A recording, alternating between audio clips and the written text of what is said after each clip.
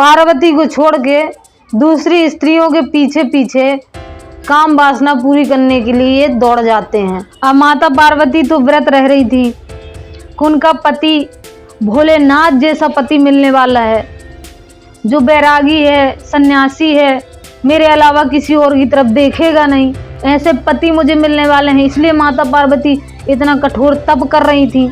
अब माता पार्वती ये नहीं जानती थी कि शिव जी कोई दूसरी सुंदर जरा सी गोरी चिट्टी औरत देखेंगे और उसके पीछे माता पार्वती को छोड़ के उसके पीछे दौड़ लेंगे। तो ये जानना भी जरूरी है आज की महिलाओं को, जो शिव जी जैसा पति पाना चाहती है, कि शिव जी किस तरीके से इतना व्रत किया, इतना तप किया, इतने संघर्ष के बाद माता पार्वती ने शिव जी को पाया। और शिव जी ने एक सुंदर सी स्त्री को देखा नहीं कि माता पार्वती को धोखा देके चल दिए उनके पीछे। और शंकर जी कामदेव के अधीन हैं।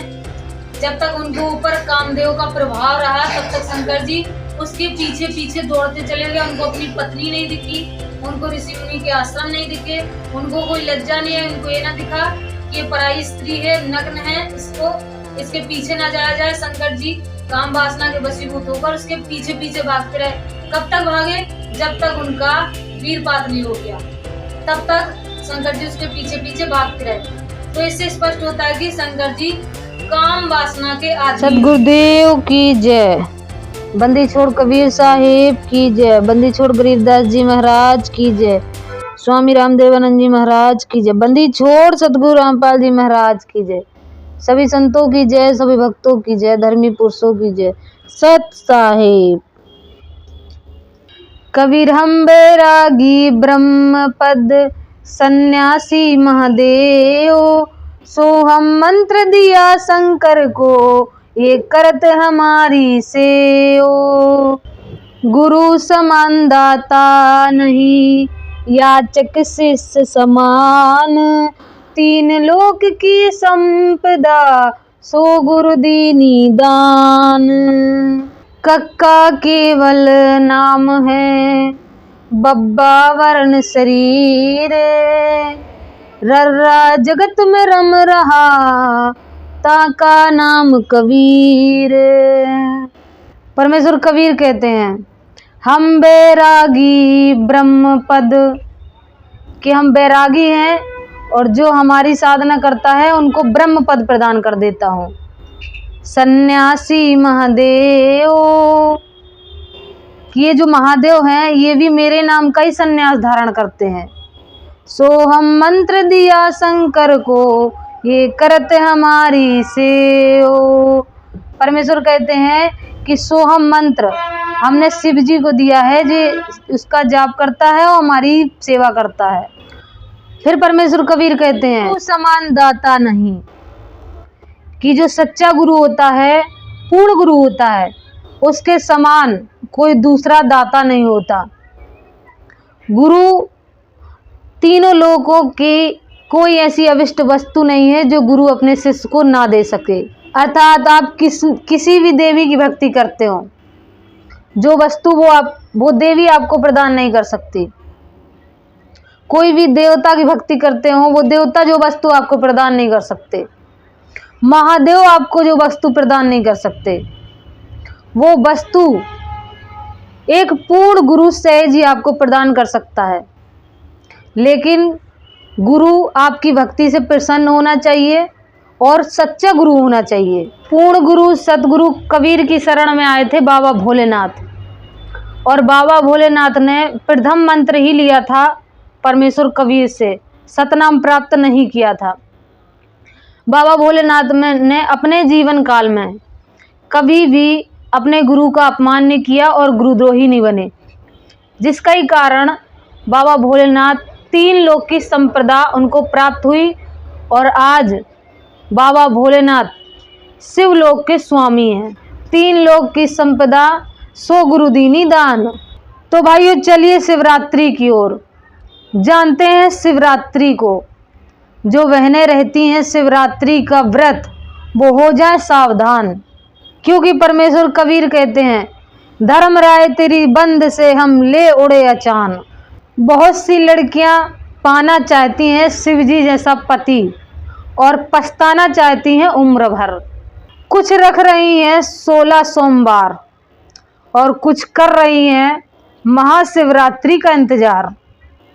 लड़कियां हो रही हैं शिव जी जैसा पति पाने के लिए बेकरार और शिव जी कर रहे हैं मोहिनी रूप का दीदार। तो चलिए शुरू करते हैं। प्राचीन काल की बात है, एक पौराणिक और सत्य कथा है। एक बार बाबा भोलेनाथ भ्रमण पर गए हुए थे और माता पार्वती भोलेनाथ के लिए श्रृंगार कर रही थी। श्रृंगार करते करते उनको सुनाई दिया नारायण नारायण। तो माता पार्वती ने बाहर आके देखा तो नारद जी खड़े हुए थे। माता पार्वती ने कहा नारद जी कैसे आना हुआ।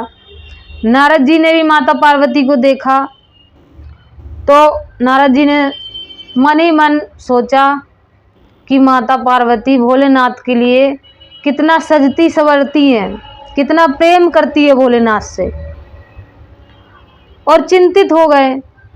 तो माता पार्वती ने जब नारद जी के चेहरे पे चिंता की लकीरें देखी तो माता बोली क्या बात है नारद, तुम इतने चिंतित क्यों प्रतीत होते हो। तो नारद जी बोले कि हे माते, आप बाबा भोलेनाथ जी से इतना प्रेम करती हैं लेकिन कुछ ही क्षणों के बाद आप जुदा भी हो जाएंगी बाबा भोलेनाथ से। तो पार्वती बोली ऐसा कैसे हो सकता है। बड़े अचंभे की बात बता दी नारद जी ने।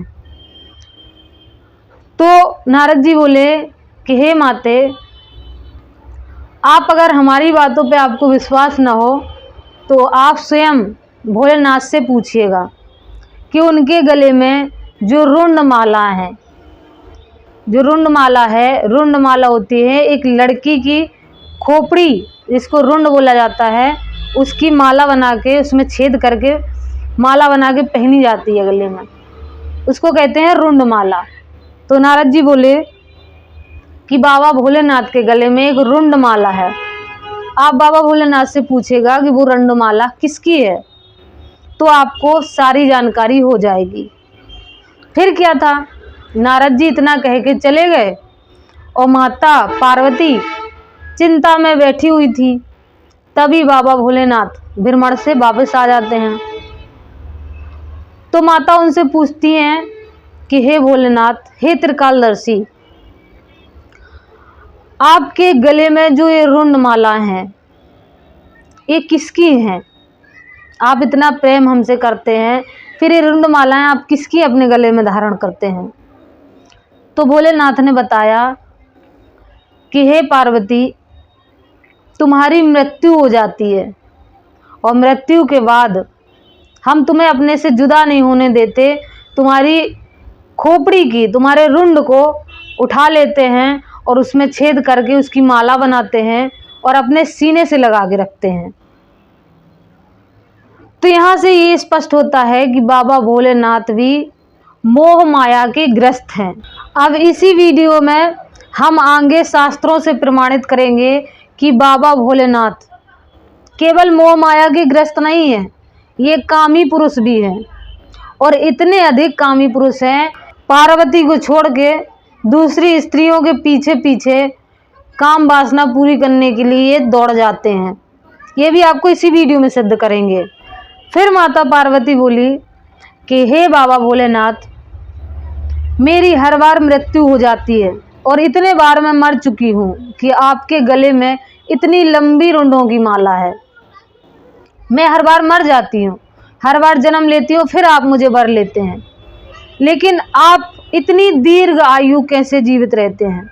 सारा जगत आपकी पूजा करता है, आपकी आयु इतनी दीर्घ कैसे है और आप किसकी भक्ति करते हैं, आप किसकी साधना में लीन रहते हैं, आपका गुरु कौन है, आपका इष्ट कौन है जो आपकी इतनी दीर्घ आयु है। तो फिर बाबा भोलेनाथ जी बोलते हैं कि हे पार्वती, मेरी दीर्घ आयु और मेरा इष्ट और मेरा गुरु कबीर है, जिसने मुझे सोहम मंत्र दिया है और उस मंत्र के जाप से, उस मंत्र के प्रभाव से मेरी इतनी दीर्घ आयु है कि जब सारा जगत नष्ट हो जाता है, प्रलय हो जाता है, उसके बाद मेरी मृत्यु होती है। तो सारे जगत की नज़र में मैं अमर भी हूँ, लेकिन वास्तव में मैं अमर नहीं हूँ, मेरी भी मृत्यु होती है। जब सारा जगत नष्ट हो जाता है, उसके बाद मेरी मृत्यु होती है। अपने गुरु के परिचय में माता पार्वती से बाबा भोलेनाथ बोले, कक्का केवल नाम है, बब्बा वर्ण शरीर, रर्रा जगत में रम रहा, ताका नाम कबीर। बाबा भोलेनाथ कहते हैं, सुनो पार्वती, कक्का केवल नाम है कि उस मोक्ष मंत्र का जो नाम है उसका उच्चारण का ध्वनि से होता है। और बब्बा वर्ण शरीर, ये शरीर जो है एक ब्रह्मांड का स्वरूप है। और जब जीवात्मा इसको समझ लेती है तो ररंकार ध्वनि से उस परमेश्वर को, उस मोक्ष मंत्र को ररंकार ध्वनि से याद करती है, तब वो परमेश्वर कबीर उस जीवात्मा से मिलता है। रर्रा जगत में रम रहा, ताका नाम कबीर, कि वो कबीर ही मेरा गुरु है। और उसी कबीर नाम के प्रभाव से मेरी आयु दिन प्रतिदिन बढ़ती जा रही है और मैं दीर्घायु हो गया हूँ। अब इसी कबीर नाम को लेकर संत दादू दयाल जी क्या कहते अपनी वाणी में, आदमी की आयु घटे तब यम घेरे आए, सुमरण किया कबीर का दादू लिया बचाए। अर्थात दादू दयाल जी कहते हैं कि अगर किसी की मौत भी आ गई हो और उसकी जबान से धोखे से भी ये कबीर शब्द निकल जाए तो मौत भी अपना रास्ता बदल देती है। तो ये पवित्र नाम है बाबा भोलेनाथ के पूजनीय गुरु का, जो उन्होंने अपने गुरु के परिचय में पार्वती जी को बताया था। सिख धर्म के संस्थापक आदरणीय नानक जी भी इसी कबीर को अपना बाहे गुरु मानते हैं। कहते अपनी वाणी में, एक अर्ज गुप्तम पेश तुदर कून करतार, हक्का कबीर करीम तू बेऐब परवरदिगार।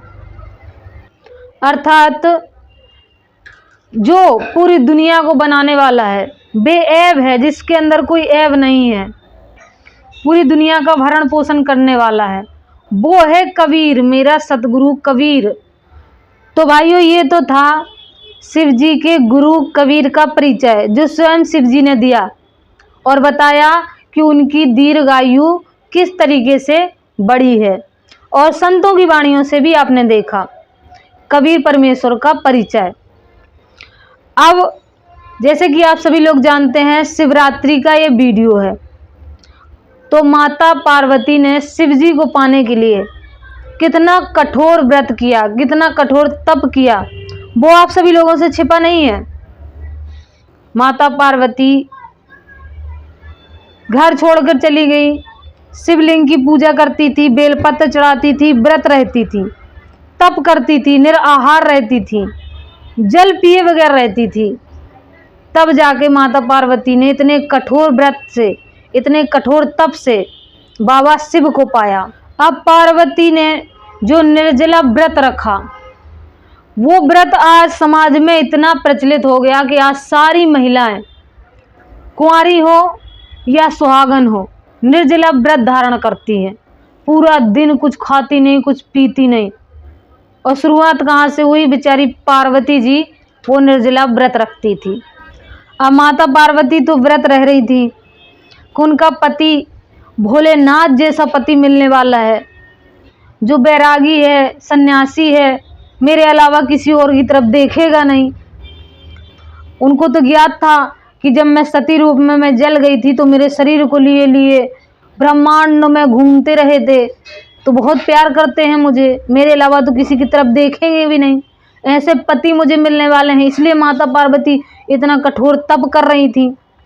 और माता पार्वती को देखकर आजकल की बहनें इतना उन्हीं की तरीके व्रत रखती हैं कि शिव जी जैसा पति हमें भी मिल जाए। अब माता पार्वती ये नहीं जानती थी कि शिव जी कोई दूसरी सुंदर जरा सी गोरी चिट्टी औरत देखेंगे और उसके पीछे माता पार्वती को छोड़ के उसके पीछे दौड़ लेंगे।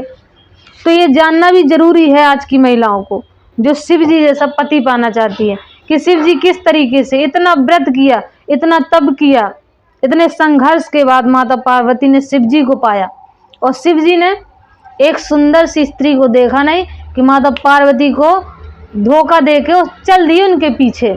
प्रमाण देंगे आपको, घबराइएगा नहीं। अभी तक तो एक ही कथा प्रचलित कर रखी थी कि त्रिया चरित्र ब्रह्मा नहीं चीना, त्रिया का चित्र ब्रह्मा नहीं समझ सकते, त्रिया के चरित्र के ऊपर ये सब बना रखी थी। अब थोड़ा शंकर जी का भी, अपने भोले बाबा का भी चरित्र देख लो, फिर कहना कि त्रिया चरित्र ब्रह्मा नहीं चीना। परमेश्वर कबीर कहते हैं, कामी तजे न कामना चाहे सर्वस जाए। फिर परमेश्वर कबीर दूसरी वाणी में अपनी कहते हैं, ऋतु आए कुत्ता रोए निज दिन फिरे उदास, और कामी नर कुत्ता भला 6 ऋतु 12 मास। अर्थात परमेश्वर कबीर कहते हैं कि कुत्ता एक ऋतु में कामना के वशीभूत होकर उदास रहता है और रोता है, लेकिन कामी पुरुष जब भी कोई सुंदर स्त्री देखता है, ना उसका कोई ऋतु होता है ना उसका कोई समय होता है, जब भी कोई सुंदर स्त्री देखता है काम के वशीभूत हो जाता है और काम से व्याकुल होकर उस स्त्री के पीछे दौड़ पड़ता है। इसलिए परमेश्वर कबीर कहते हैं कि उस कामी पुरुष से अच्छा तो वो कुत्ता है जो एक ही ऋतु में रोता है काम के वशीभूत होकर और एक ही ऋतु में परेशान रहता है। भाइयों, एक प्रमाण है जो हम आपके सामने प्रस्तुत करने जा रहे हैं। एक बार की बात है, जब बाबा भोलेनाथ ने विष्णु जी से आग्रह किया कि हे विष्णु जी, मुझे वो मोहिनी रूप दिखा दीजिए जो आपने समुद्र मंथन के समय मोहिनी रूप धारण किया था और दैत्यों से अमृत का कलश ले लिया था, और आपने जो मोहिनी रूप धारण करके भस्मासुर को भस्म किया था, कृपया करके मुझे वो मोहिनी रूप दिखा दीजिए। तो विष्णु भगवान उस पर कहते हैं कि बाबा भोलेनाथ, आप जिस रूप को देखना चाहते हैं वो बड़ा कामी रूप है, उसको देखने के बाद काम भाव उत्पन्न हो जाता है। तो बाबा भोलेनाथ कहते हैं कि मैंने तो कामदेव को तपस्या के द्वारा भस्म कर दिया है, मैंने कामदेव को जीत लिया है, मेरे ऊपर कामदेव नहीं चढ़ेगा। तो शिव जी को विष्णु भगवान वो मोहिनी रूप दिखाते हैं। तो देखते हैं हम लोग प्रमाण। श्रीमद् भागवत महापुराण जो सनातन धर्म में सभी को मान्य है और सिरमौर है, गीता प्रेस गोरखपुर से प्रकाशित श्रीमद् भागवत महापुराण, पृष्ठ नंबर है 1522। श्री सुखदेव जी कहते हैं, जब भगवान शिव ने विष्णु भगवान से यह प्रार्थना की तब वे गंभीर भाव से हंसकर शंकर जी से बोले। विष्णु भगवान जी ने कहा, शंकर जी, उस समय अमृत का कलश दैत्यों के हाथों में चला गया था तथा देवताओं का काम बनाने के लिए और दैत्यों का मन एक नए कौतुल्य की ओर खींच लेने के लिए ही मैंने उस स्त्री रूप धारण किया था। देव श्रोमणे, आप उसे देखना चाहते हैं, इसलिए मैं आपको वह रूप दिखाऊंगा, परंतु वह रूप तो कामी पुरुषों का ही है, आदरणीय है, क्योंकि वह काम भाव को उत्तेजित करने वाला है। सुखदेव जी कहते हैं, इस तरह कहते कहते विष्णु भगवान वहीं अंतर्ध्यान हो गए और भगवान शंकर सती देवी के साथ चारों ओर दृष्टि दौड़ाते हुए वहीं बैठे रहे। इतने में ही उन्होंने देखा कि सामने एक बड़ा सुंदर उपवन है, उसमें भांति भांति के वृक्ष लग रहे हैं और जो रंग बिरंगे फूल और लाल लाल कोपलों से भरे पूरे हैं। उन्होंने यह भी देखा कि उस उपवन में एक सुंदरी स्त्री गेंद उछाल उछाल कर खेल रही है। वह बड़ी ही सुंदर साड़ी पहने हुए है और उसकी कमर में करधनी की लड़ियां लटक रही थीं। गेंद के उछालने और लपक कर पकड़ने से उनके स्तन और उन पर पड़े हुए हार हिल रहे थे। ऐसा जान पड़ता था मानो इसके भार से उनकी पतली कमर पग पग पर टूटते टूटते बच रही है। वह अपने लाल लाल पलवों के समान सुकुमार चरणों से बड़ी कला के साथ ठुमक ठुमक कर चल रही थी। उछलता हुआ गेंद जब इधर उधर छलक जाता था तब वह लपक कर उसे रोक लेती थी। इससे उसकी बड़ी बड़ी चंचल आंखें कुछ उद्विग्न सी हो रही थीं। उसके कपोलों पर कानों के कुंडलों की आभा जगमगा रही थी और घुंघराली काली काली अलकें उन पर लटक जाती थी, जिससे मुख और उल्लसित हो उठता था। जब कभी साड़ी सरक जाती और केसों की बेड़ी खुलने लगती तब अपने अत्यंत सुकुमार बाएं हाथ से वह उसे संभाल लिया करती। उस समय भी वह दाहिने हाथ से गेंद उछाल उछाल कर सारे जगत को अपनी माया से मोहित कर रही थी। गेंद से खेलते खेलते उसने तनिक सलज्ज भाव से मुस्कुराकर तिरछी नज़र से शंकर जी की ओर देखा। बस उनका मन हाथ से निकल गया।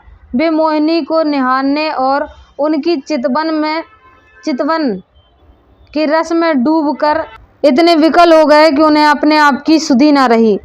फिर पास बैठी सती और गणों की याद कैसे रहती। एक बार मोहिनी के हाथ से उछलकर गेंद थोड़ी दूर चला गया। वह भी उसके पीछे दौड़ी। उस समय शंकर जी के देखते देखते वायु ने उनकी झीनी सी साड़ी करधनी के साथ ही उड़ा ली। मोहिनी का एक एक अंग बड़ा ही रुचिकर और मनोहर था। जहाँ आंखें लगी रह जाती। यही नहीं, मन भी वहीं रमण करने लगता। उसको इस दशा में देखकर भगवान शंकर उसकी ओर अत्यंत आकृष्ट हो गए। उन्हें मोहिनी भी अपने प्रति आसक्त जान पड़ती थी। उसने शंकर जी का विवेक छीन लिया। अब देखिए, एक स्त्री ने शंकर जी का विवेक छीन लिया। शंकर जी विवेकहीन हो गए। वे उसके हाव भाव से कामातुर हो गए और भवानी के सामने ही लज्जा छोड़कर उसकी ओर चल पड़े। अब शंकर जी मोहिनी के सुंदर रूप को देखकर इनका विवेक भी खत्म हो गया और ये पार्वती को, सती को वहीं छोड़कर उनके पीछे दौड़ गए। अब सती ने कितनी तपस्या की थी। तपस्या करने के बाद शंकर जी को पाया था और शंकर जी ने एक क्षण नहीं लगा, दूसरी स्त्री सुंदर देखी नहीं कि इनका विवेक भी छीन हो गया और उसके पीछे दौड़ गए। अब इतनी भी अकल नहीं शंकर जी के कि बगल में पत्नी बैठी है, इतने गण बैठे हैं और उनके सामने अपनी पत्नी को छोड़ के, जो साथ में बैठी है उसको छोड़ के कोई सुंदर स्त्री दिखी नहीं कि बाबा भोलेनाथ उसके पीछे दौड़ गए। और आजकल की स्त्रियां, लड़कियां 16 सोमवार का व्रत रह रही हैं, निर्जला व्रत रख रही हैं, महाशिवरात्रि का व्रत रखेंगी शिव जी जैसा पति पाने के लिए। और शिव जी का हाल देख रहे हो, कोई सुंदर स्त्री दिखी नहीं कि अपनी पत्नी को बैठा छोड़ के और शिव जी उसके पीछे दौड़ लिए। कहाँ कहाँ तक रोए इन देवी देवताओं को। अब इनका हाल ये है, तो अब आप जो ये व्रत करके सोच रही हैं कि शिव जी जैसा पति मिलेगा, तो आप लोग स्वयं सोच लीजिए कि किस तरीके का पति आपको मिलने वाला है।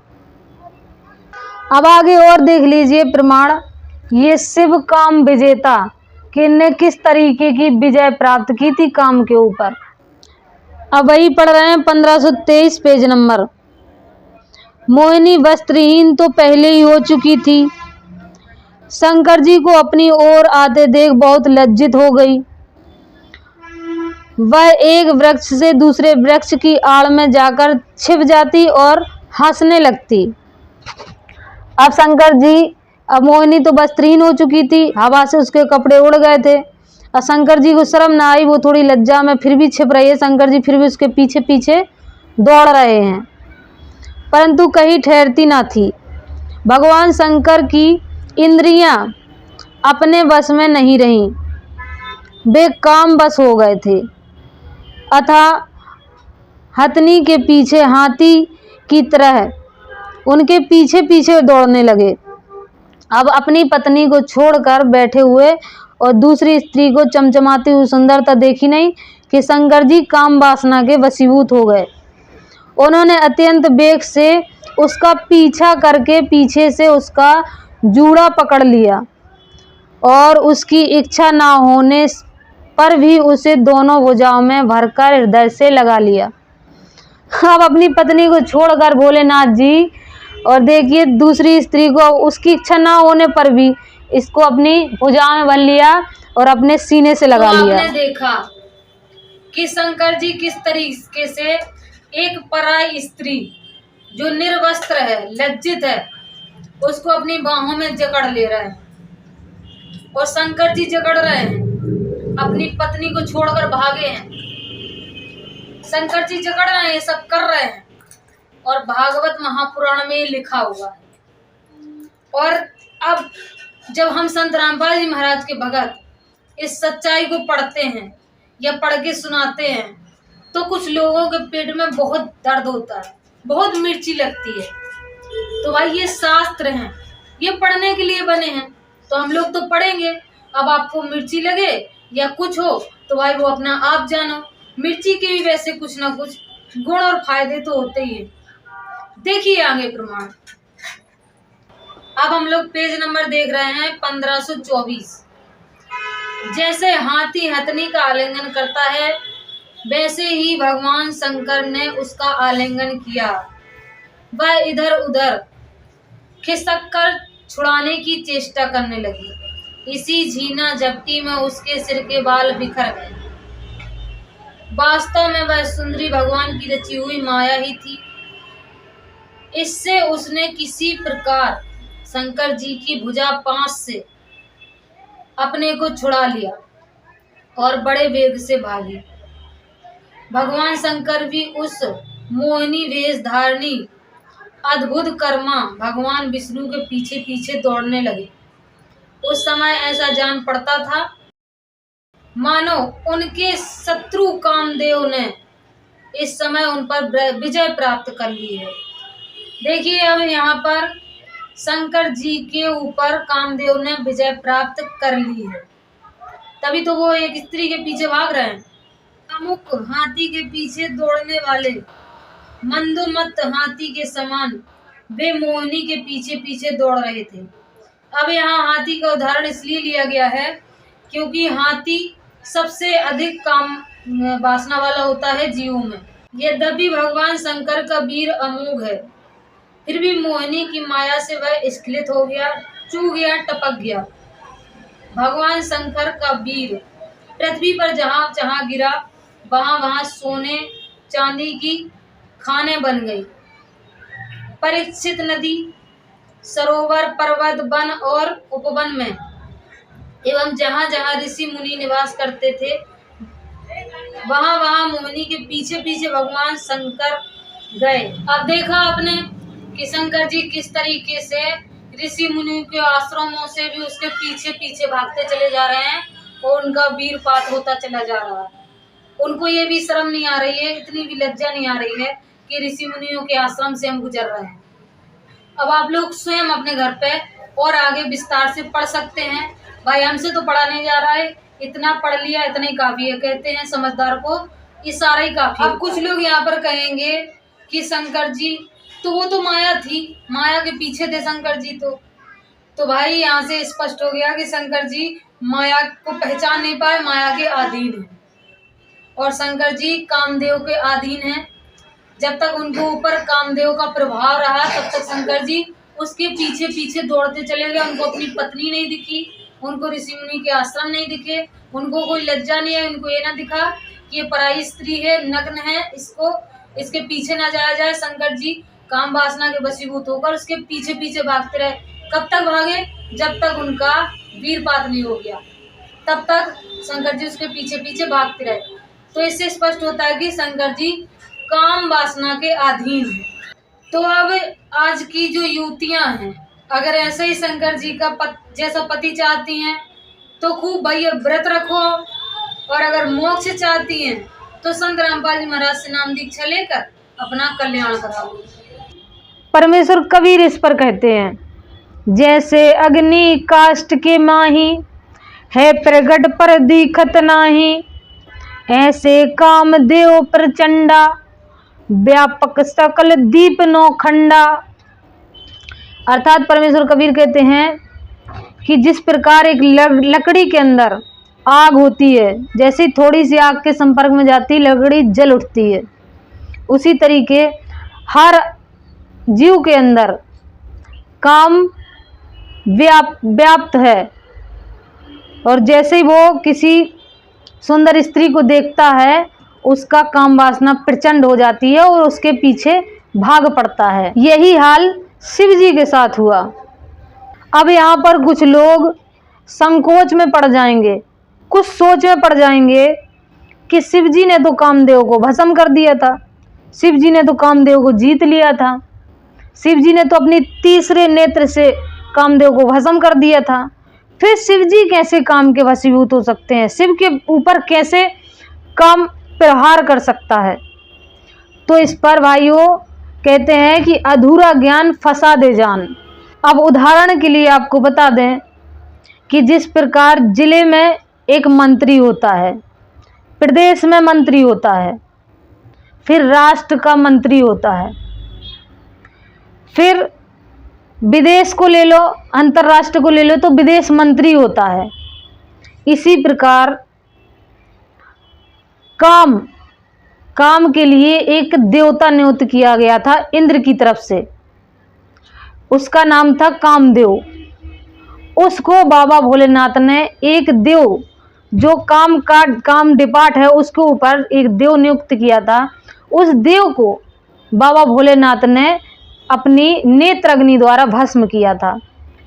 उसके ऊपर भी ब्रह्मलोक का एक काम देवता अलग होता है जो इससे ऊपर होता है, और ब्रह्मलोक का जो कामदेव है उसके अधीन ये ब्रह्मा विष्णु महेश है।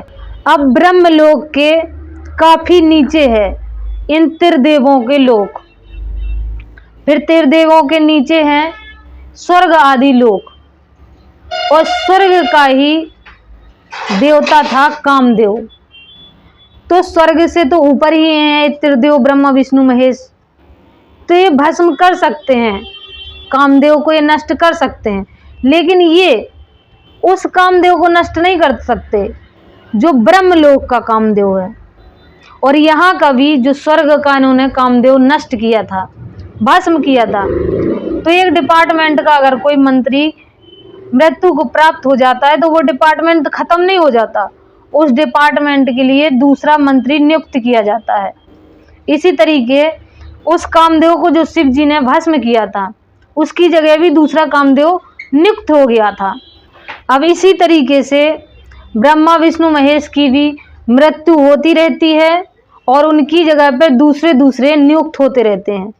इसी तरीके से ये संसार चक्र चल रहा है। तो इस वीडियो में आपने जाना कि बाबा भोलेनाथ काम के अधीन है, काम पर विजय प्राप्त नहीं है, और आपने जाना कि बाबा भोलेनाथ की इतनी लंबी आयु क्यों है, क्योंकि बाबा भोलेनाथ कबीर परमेश्वर के भगत थे कि शिवरात्रि का व्रत करने से माता पार्वती के कष्ट दूर नहीं हुए, शिव जी के कष्ट दूर नहीं हुए, क्योंकि माता पार्वती ने शिव जी को पा तो लिया, लेकिन उसके बाद जब माता पार्वती की मृत्यु हुई तो पार्वती भी दुखी और वियोग में शिव जी भी दुखी।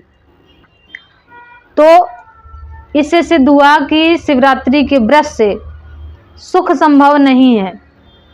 और दूसरा आपने जाना कि बाबा भोलेनाथ ने के जो गुरु थे वो कबीर परमेश्वर थे, और जिनकी भक्ति करने से बाबा भोलेनाथ की आयु लंबी तो हुई, लेकिन बाबा भोलेनाथ ने अधूरी भक्ति की, पूरी भक्ति नहीं की, जिससे बाबा भोलेनाथ अमर नहीं हो पाए, जन्म मृत्यु से उनका कष्ट दूर नहीं हो पाया। तो आज का जो शिवरात्रि का व्रत है, उस व्रत को करने से अच्छा आज की जो माता बहनें हैं, उनको उसी कबीर परमेश्वर को, उसी गुरु को खोजना चाहिए जो बाबा भोलेनाथ के गुरु थे। उसको खोजने से और उन मंत्रों के जाप करने से आपका पूर्ण मोक्ष हो सकता है, आपके कष्ट कट सकते हैं पूरी भक्ति करने से।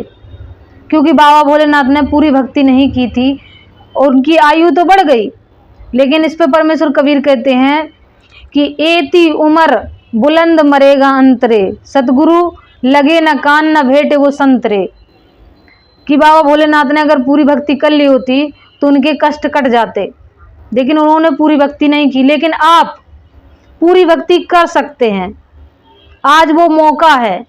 उन्हीं कबीर परमेश्वर के अवतार संत रामपाल जी महाराज इस वक्त वर्तमान समय में इस धराधाम पर मौजूद हैं और उन्हीं मोक्ष मंत्रों को लेकर आए हुए हैं, जिनकी आप सतनाम और सारनाम की भक्ति करके पूर्ण मोक्ष प्राप्त कर सकते हैं। क्योंकि दुख का सबसे बड़ा कारण एक ही है, मृत्यु, पति पत्नी का वियोग। एक खत्म हो जाता है तो दूसरा वियोग में तड़पता है, और दूसरा मरने के बाद भी वियोग में वो भी तड़पता है। तो सबसे बड़ा कष्ट यही होता है, मृत्यु का कष्ट, और वही कष्ट छुड़ाने के लिए संत रामपाल जी महाराज आए हुए हैं। तो आप सभी लोग शिवरात्रि का व्रत करने से अच्छा है कि पूर्ण गुरु को खोज करिए, जो आपको करने की जरूरत ही नहीं है।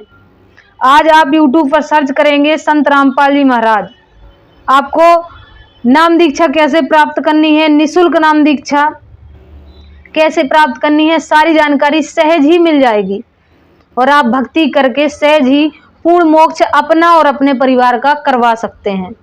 भाई उस सतलोक में आखिर ऐसा क्या लाभ है, वो हम आपको बताते हैं। सतलोक में जन्म मृत्यु का कष्ट नहीं है, तो उससे पति पत्नी का बिछड़ने का वियोग या पुत्र पिता का या किसी भी प्रकार का बिछड़ने का वियोग नहीं है। वहां पर वृद्ध अवस्था नहीं है, बूढ़ा नहीं होता वहां व्यक्ति, और वहां पर कोई कष्ट नहीं है, कोई बीमारी नहीं है। इसलिए सतलोक जाना चाहिए, और आप सभी लोग भी संत रामपाल जी महाराज से नाम दीक्षा लें और अपना अपने परिवार का कल्याण करवाएं। मिलेंगे नेक्स्ट वीडियो में, तब तक के लिए सत साहिब।